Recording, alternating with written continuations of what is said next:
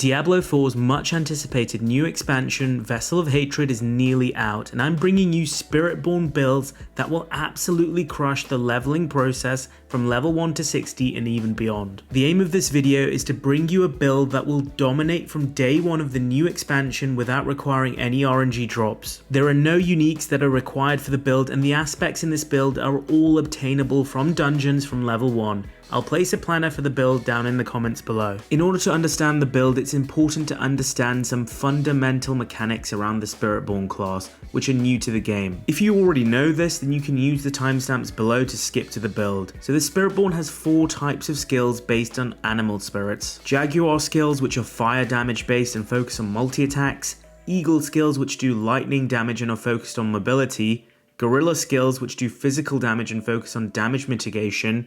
Centipede skills, which do poison damage and focus on debuffs and healing. Along with your skills being divided into these categories, these animal spirits also dictate special class bonuses, similar to the druid where you gain some powerful passive bonuses. The Spiritborn can choose 2 bonuses, and they don't have to be from the same animal. The first is unlocked at level 15, which is your primary bonus, which is more powerful, and then at level 30 you unlock your secondary bonus, which is less powerful than the primary bonus but still quite strong overall. The Spiritborn's main resource is known as Vigor. Vigor is similar to a barbarian's fury rather than a sorcerer's mana. It starts at 0 and is built up through using your basic attacks or through passive skills, aspects, or powerful items. There's also 2 new effects with Spiritborn: Ferocity, which gives you 5% attack speed per stack up to 4 stacks, and Resolve, which gives you 20% damage reduction when active and can have up to 8 stacks, each one being consumed when you take damage. So the build I'm covering today is the Stinger Centipede build. It's going to invest deep into the centipede skills and spirits so that you can maximize the effects of poison spreading across the battlefield and have huge amounts of healing very early on, allowing you to breeze through the leveling process.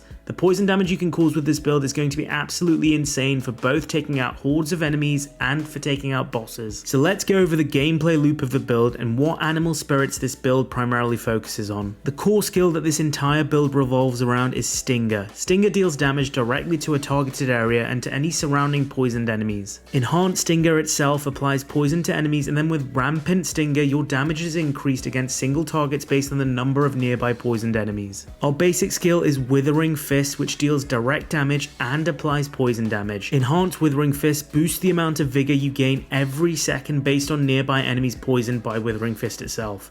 Sharp Withering Fist helps to spread poison to nearby enemies. These 2 effects combined make this one of the best vigor generators in terms of basic attacks. We have 2 additional ways of spreading poison. The first is Toxic Skin. This will cause enemies who hit you to become poisoned passively. If you use the skill actively, it will leave behind an additional poison trail, and it will make you unhindered. Unhindered allows you to move through enemies freely so you don't get trapped into corners and die. This actually pairs with one of our passives, Unrestrained, to multiplicatively boost our damage. Measured Toxic Skin also makes your poison apply an additional 25% damage as critical strikes to vulnerable enemies. These critical strikes are very important because this will activate our key passive, Noxious Resonance, which will cause enemies to burst 100% of their total poisoning damage as direct poison damage, both to themselves and surrounding enemies. The way we apply Vulnerable through this build is Soar. Soar is the key movement ability in this build that you will use to fly next to enemies, make them vulnerable, so you can activate Measured Toxic Skin. With replenishing Soar, you'll continue to make enemies vulnerable afterwards as well. With the aspect of Turbulence, which is obtainable from a dungeon, when you use Soar you'll also cast Vortex, which will pull in nearby enemies, meaning you can use Stinger on them more effectively.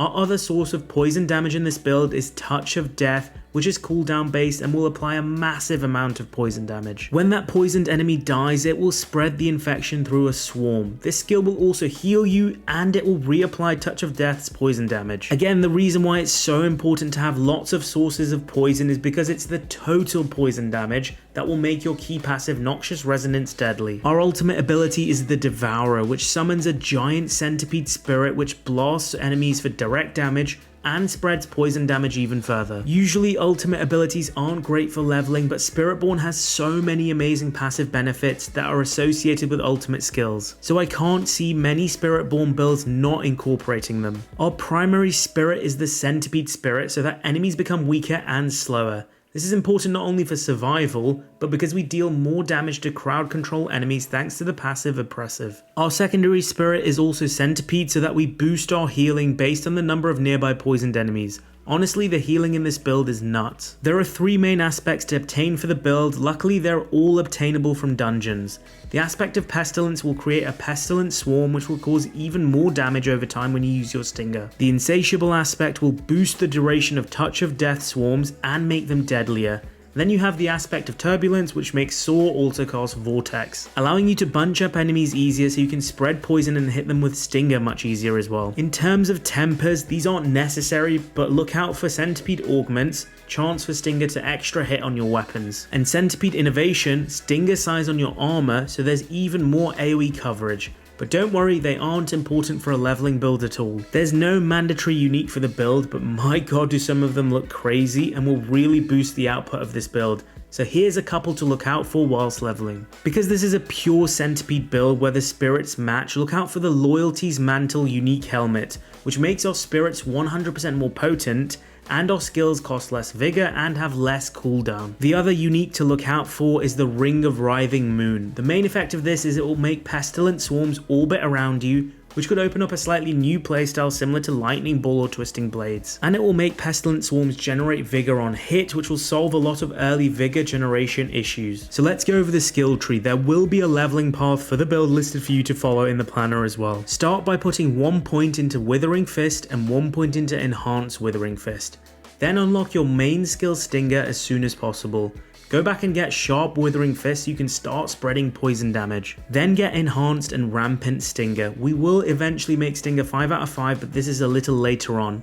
The priority whilst leveling should be to unlock new skills first to make the playstyle interesting. Then put 1 point into Toxic Skin and 1 point into Saw.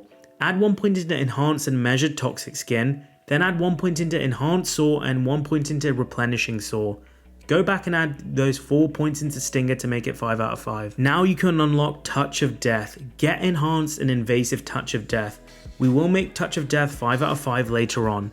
Put 1 point into Ravenous so we can put 3 points into Oppressive. At this point you should be able to unlock your ultimate ability, the Devourer. Get Harmonious and Exalted Devourer as well. Put 1 point into Vortex and 1 into Enhanced Vortex. Remember, you'll want to get the aspect of Turbulence before putting these points in, so if you don't have that aspect yet from the dungeon, delay putting these 2 points in. Put 1 point into Anti-Venom so you can put 3 points into Nourishment to boost healing and in turn boost poison damage. Put 1 point into Apex and now you should be able to unlock your key passive, Noxious Resonance. Now we go back and put 2 more points into Ravenous and 2 more points into Apex. Put 3 points into Diminishment. Put 1 point into Mirage so we can put 3 points into Unrestrained. Now we go and unlock our ultimate ability passives. We put 3 points into Resolution. This means we boost our damage by 15% after casting an ultimate skill. 3 into Spiritual Attunement, which will increase maximum vigor by 30 just for having an ultimate ability equipped on your toolbar. 3 into Supremacy, which will further boost your damage when killing enemies with your ultimate. 1 point into Sustenance so we can put 3 points into Intricacy and 3 points into Initiative. Now to finish off the build, go back and put 4 points into Touch of Death to make it 5 out of 5 and 4 points into Toxic Skin to also make it 5 out of 5. For the purposes of this video, I've focused on this primarily being a level 1 to 60 video, so that you can absolutely shred from day one of release, so I won't be focusing too much on the Paragon yet. When the expansion releases, I will update the build planner with some Paragon points so that you don't have to switch immediately for endgame purposes and keep this build going strong. So there you have it, my pure Centipede Poison Spiritborn build that invests deep into poison damage for both huge AoE and single target damage. It also has amazing survivability thanks to insane healing from multiple sources. If you found what I talked about today useful, remember to smash the like button and subscribe to the channel for more Diablo builds as we get into the new expansion. I'm Mr. Ronnet and that's it for today. Peace out, guys.